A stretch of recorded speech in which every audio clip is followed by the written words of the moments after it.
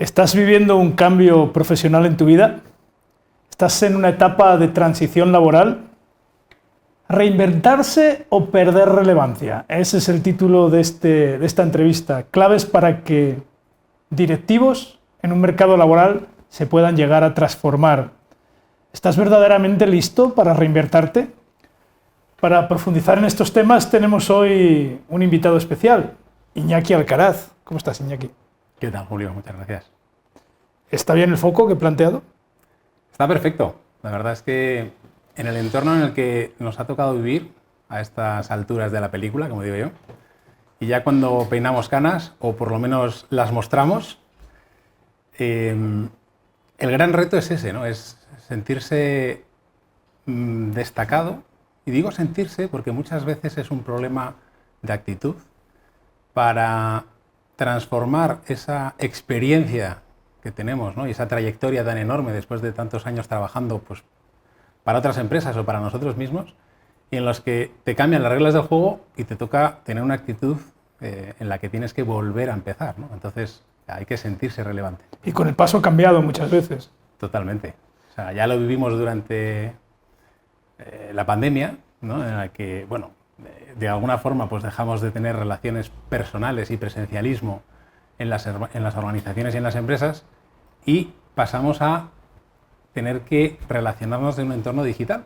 Y entonces ahí pues sí que hubo una aceleración en esa relación digital con compañeros de trabajo, proveedores, clientes o posibles clientes, ¿no? Y entonces yo en esa época pues aproveché y surfeé la ola para adaptarme, fundamentalmente para de alguna forma procedimentar y hacer un método específico de cómo prospectar y conseguir más oportunidades, en este caso de venta, que era lo que más se demandaba en aquel momento, ¿no? El cómo de alguna forma los áreas comerciales pues que estaban acostumbrados a ir, pues como digo yo, peinando polígonos, ¿no? y visitando a puerta fría las empresas según te vas acercando a una zona geográfica, pues aprovechas y la visita y te vas dejando por ahí, ¿no? Entonces eso dejó de existir y de hecho las empresas ahora pues ha cambiado totalmente, ¿no? De hecho hay un estudio de McKinsey que desde hace esa época en el que los decisores de compra de empresas en el 94% del tiempo y del proceso toman decisiones ellos solos.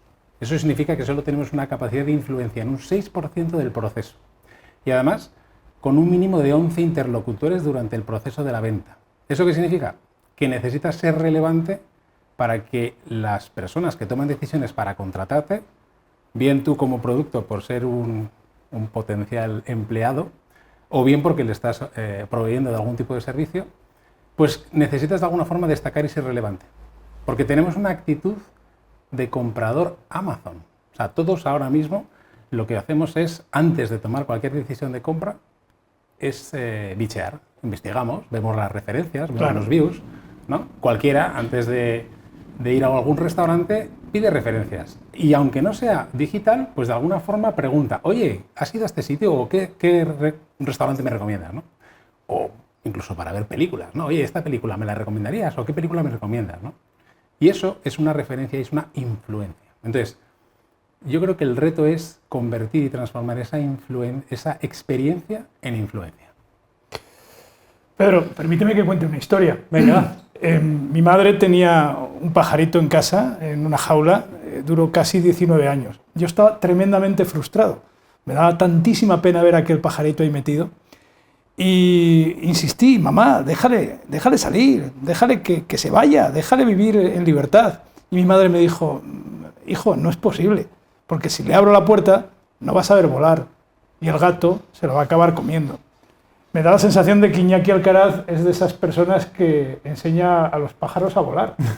Sí. No sé qué quieres preguntarle.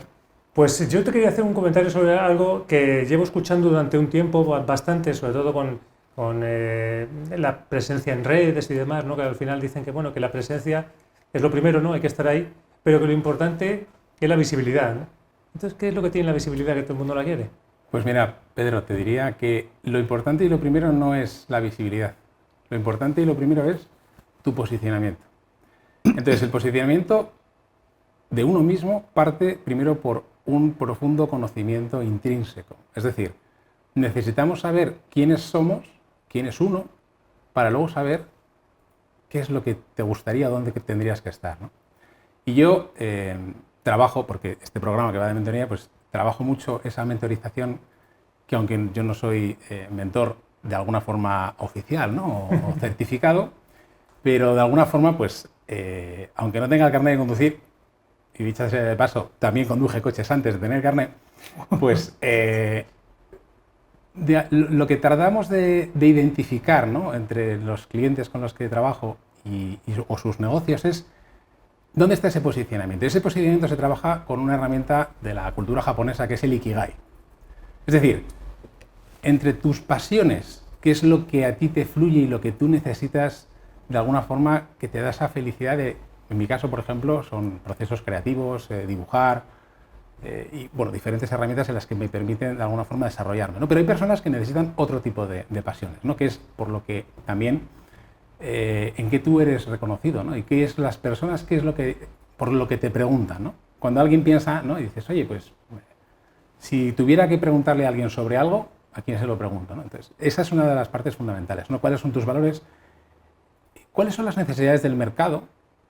Y por lo que el mercado estaría dispuesto a pagarte, ¿no? Entonces, cuando tú empiezas a unir todos estos elementos del Ikigai, es cuando tú ya empiezas a tener ese posicionamiento. Y cuando tú tienes ese posicionamiento y lo enfrentas a lo que tú sabes mejor hacer, que podría ser tu profesión, por lo que te pagan, pero si no está contrastado con tu pasión, necesitas encontrar ese posicionamiento para luego empezar a trabajar la visibilidad. ¿Cómo empezamos a trabajar esa visibilidad, ¿no? Pues hay diferentes recetas, ¿no? Pero al final esto es un poco, pues, si te gusta la cocina, tienes que decidir si te gusta hacer postres, repostería, o hacer otro tipo de platos, ¿no? Porque la receta de la tarta de chocolate o la tarta de galletas de la abuela, pues no cambia mucho, ¿no? Entonces, muchas personas se pierden en la técnica, se pierden en, vamos a darle la visibilidad, vamos a ir a las redes, vamos a estar en LinkedIn. Y van como pollos en cabeza. No necesitan realmente eso. Lo que necesitan es muchas veces decir, a ver, ¿tú cómo trabajas tus ingresos recurrentes, ¿no? Porque yo hago un posicionamiento holístico de la persona y del negocio, ¿no? Yo siempre me pongo en esto como ejemplo para que sea más fácil de entender, ¿no? O sea, para mí mi proyecto vital es mi familia y como me parece, creo, el proyecto de emprendimiento más grande que hay. Y más si tienes hijos. ¿Por qué? Porque en el momento en el que tú decides que es algo con una perpetuidad, como es la de ser padre, o fundar una familia, de alguna forma ya tienes esa actitud de emprendimiento que todos tenemos y que curiosamente se pierde cuando uno se pone a trabajar para otro. Cuando es lo mismo, no deja de ser tú sales, vas a trabajar, vas a conseguir ciertos ingresos, vas a por leña para tu hoguera, para tu hogar.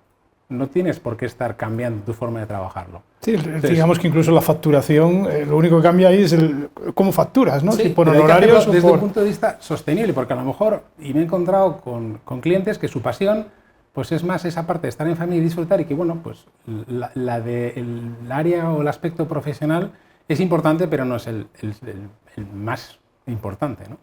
Entonces, ¿la visibilidad es importante?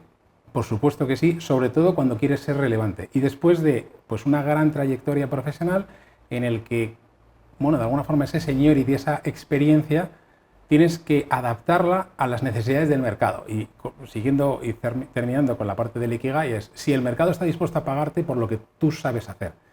¿Y cuál es el problema? Que muchas veces hay tanto que sabes hacer que el propio mercado se abruma, se le atraganta. Alguien que tiene 40 años de experiencia, es director financiero de multinacional, trabaja con muchísimos empleados o ha sido responsable de muchísimos empleados y por tanto la expectativa del mercado es este perfil va a cobrar mucho.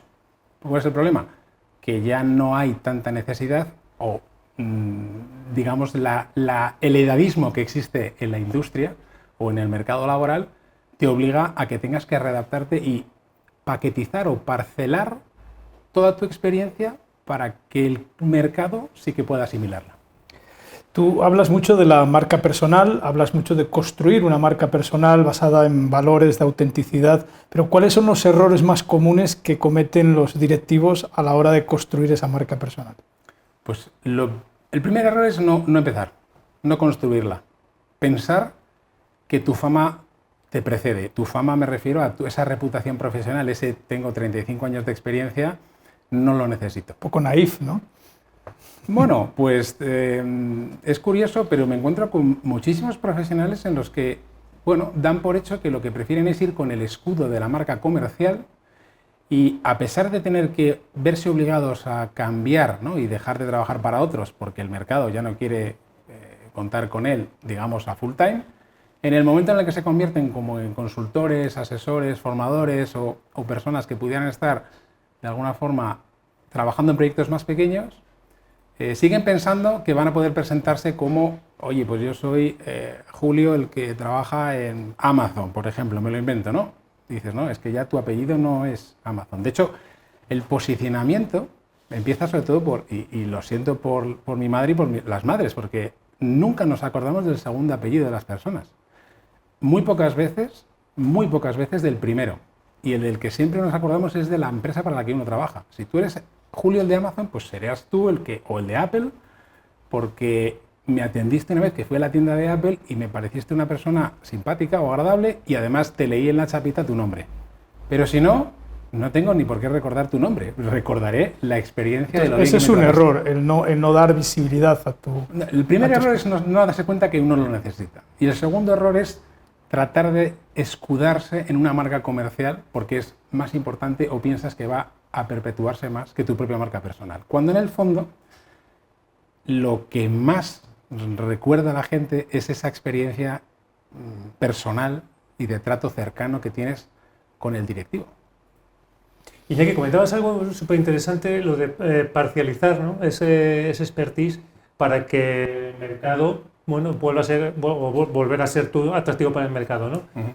Pero, claro, con tanta gente, ¿no?, con tanta competencia, esto es un océano rojo total, ¿qué consejos le podrías dar a los directivos para que empezaran a dar esos pasos, ¿no?, para poder diferenciarse de los demás, para poder buscar ese nicho en el que soy bien? ¿Cómo podrían analizar su carrera, su experiencia?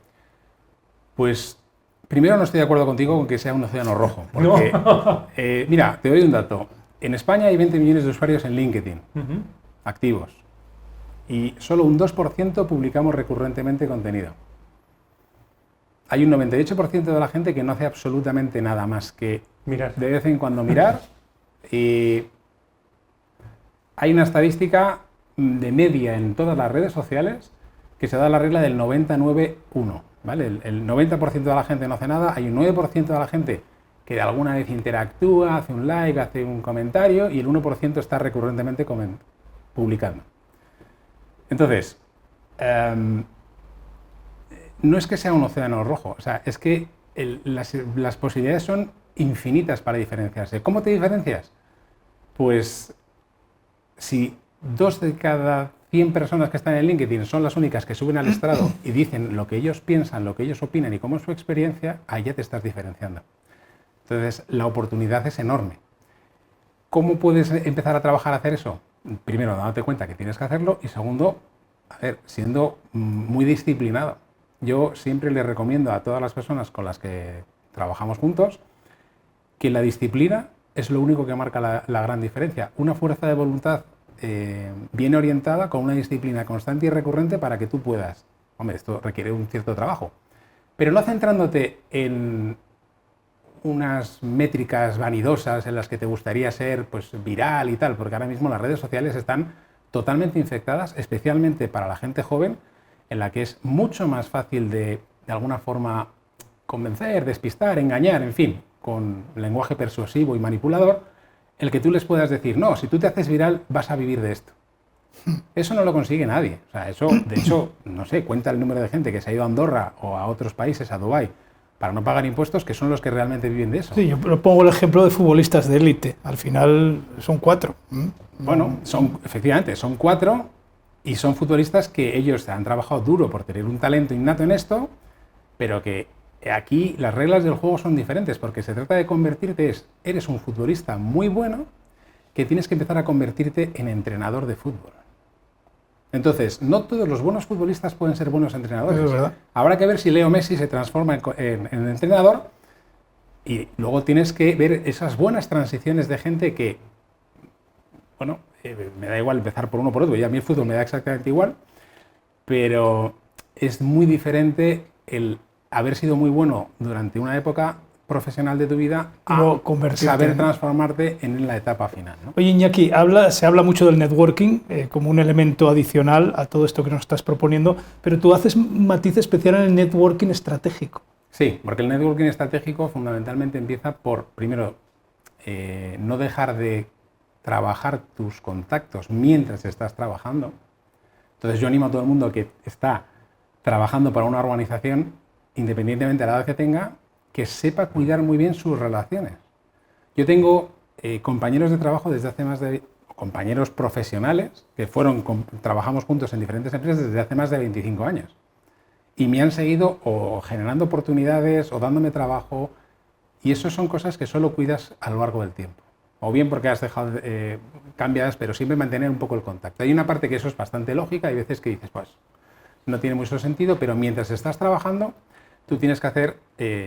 a mí lo que me contó pues, un amigo cuando yo dejé de trabajar para la última organización multinacional en la que estaba, y no sabía un poco por dónde empezar, porque el networking es una cosa fundamental para ahora empezar a tener esos ingresos recurrentes y que te surjan oportunidades profesionales. Y él me dijo, mira, Iñaki, tú lo que tienes que hacer es que todas las personas que hayan trabajado contigo sepan lo que tú quieres hacer, o con todas las personas que te conozcan sepan lo que tú sabes hacer.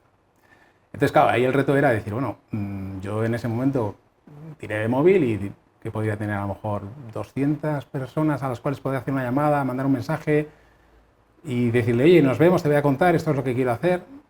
Y claro, para mí el reto fue luego LinkedIn, ¿no? Decir, pues mira, en LinkedIn tengo alguna cosa y tal, pero vamos, no más de 900, 1000 contactos como mucho.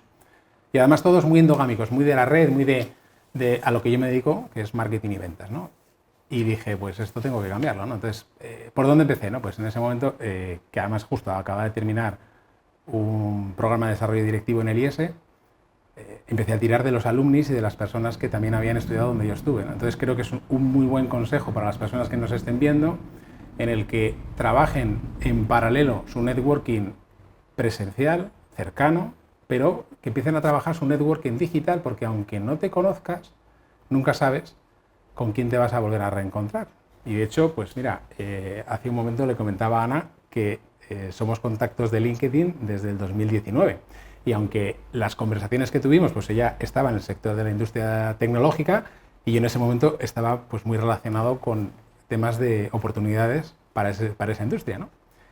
Y luego, mira, las cosas que te llevaba, la vida te lleva por muchos caminos y nunca sabes, ¿no? Entonces el networking estratégico es el trabajarte muy bien lo que siempre ha sido toda la vida, ¿no? El tratar de alguna forma, vamos a hacer relaciones públicas y trabajar tu propia agenda personal, pero dejando que la reputación digital te preceda. Y eso yo lo he vivido, ¿no? Porque yo, fíjate que desde 2017 que llevo profesionalmente explotando perfiles de altos directivos para generarles nuevas oportunidades, empezando por el mío, y yo tengo más de 15.000 seguidores en LinkedIn y más de 30.000 seguidores en todas mis redes sociales, en las que, bueno, pues de alguna forma tienes, antes de tener un encuentro o cuando tienes un encuentro, una reputación digital que te precede y te facilita muchísimo el que haya de alguna forma una predisposición por parte de las personas con las que trabajas o puedas llegar a trabajar para que haya algo, para que haya esa oportunidad.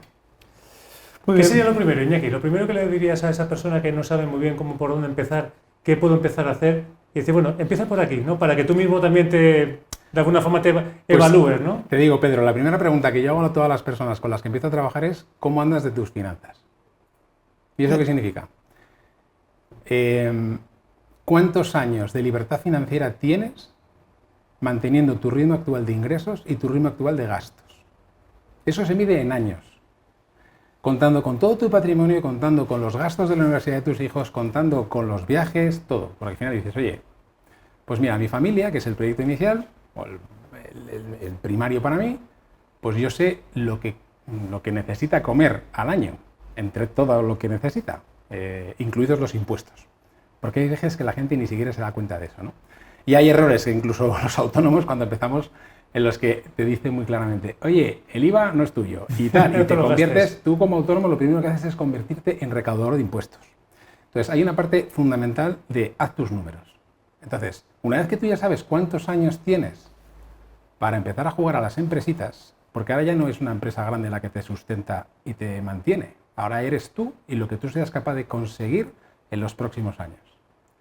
Vale, una vez que tú ya sabes cuánto oxígeno tienes, ya sabes el plan de trabajo de ingresos recurrentes. Una vez que sabes cuántos necesitas, hay que paquetizar tus servicios en un producto de alguna forma o en un servicio que tenga una tarifa para que tú puedas hacerte la siguiente pregunta, que es ¿cuántos de cuánto? ¿Cuántos clientes de cuánto van a pagarme para hacer esto? ¿Quieres montar un restaurante? Pues a un ticket medio de 40 euros la comida necesitas muchísimos clientes. ¿Quieres montarte una consultoría y quieres ingresar 100.000 euros al año?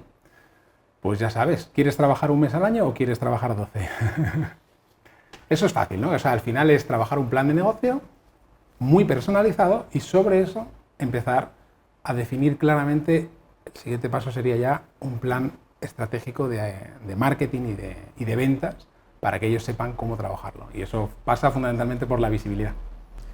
Es fácil encontrar a Iñaki Alcaraz en las redes sociales, experto precisamente en eso, en ayudar a profesionales en procesos de transición y de no transición también, a prepararse para esas situaciones en las que se abre la jaula y el pajarito tiene que saber volar.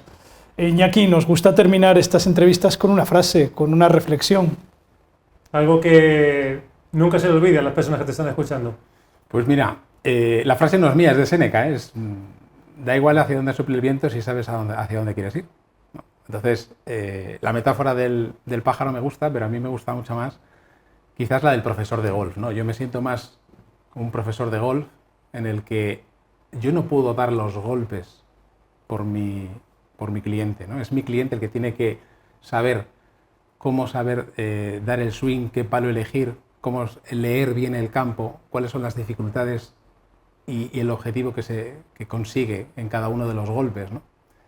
Y sobre todo, pues a mí además es que la metáfora del golf me gusta porque, bueno, aunque no soy un gran jugador, pero sí me gusta mucho practicarlo, ¿no? Porque te da esa humildad, ¿no? Creo que para mí el siguiente valor en este punto es tratar de ser humildes y olvidarse del ego que se te ha ido inflando en los últimos 35 años, cuando eras el gran responsable gestor de hacer que los demás hiciesen, y tienes que empezar a convertirte en el que tienes que hacerlo tú todo, y te conviertes en Juan Palomo, ¿no? Yo me lo guiso, yo me lo como. Sé tú mismo, no el título que ostentas o la empresa en la que trabajas. Muchísimas gracias, Iñaki, por un placer. Tus palabras, Julio. que son muy inspiradoras. Y con este invitado terminamos el día de hoy. Sí, intenso. Sí, muy intenso. Hemos hablado de muchas cosas. Solo deciros que Tinku Mentoring es un programa que todos los meses vais a encontrar en directo a través de las redes sociales. Muchos más programas tenemos aquí también en esta cadena, en Tinku, que nos acompañéis y que esperamos veros en la próxima emisión que hagamos inspiradora alrededor de este concepto. Pedro Corraliza, yo, Julio Rodríguez, muchísimas gracias por vuestra atención.